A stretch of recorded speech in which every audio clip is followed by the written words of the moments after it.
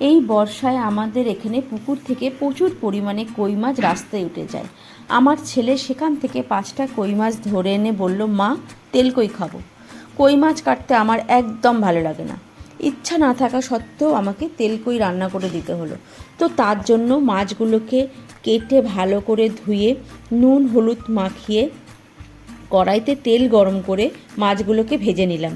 ওই কড়াইতে আরেকটু তেল দিয়ে গরম করে কালো জিরে ফোড়ন দিলাম। তারপর শিলে বাটা গোটা জিরে, শুকনো লঙ্কা আর একটু সর্ষে বাটা দিয়ে ভালো করে কষিয়ে নিলাম। একটু কষানো হলে কিছু কেটে রাখা টমেটো দিয়ে দিলাম। টমেটো সমেত মশলাটা কষানোর পর মশলা থেকে তেল ছেড়ে আসলে অল্প জল ঢেলে দিলাম। ঝোল ফুটে গেলে মাছগুলোকে দিয়ে রান্না করে নিলাম।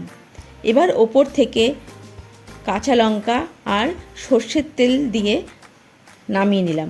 ব্যাস, আমাদের রেডি তেল কই। কই মাছ কাটতে কষ্ট হলেও খেতে কিন্তু দারুণ লাগে।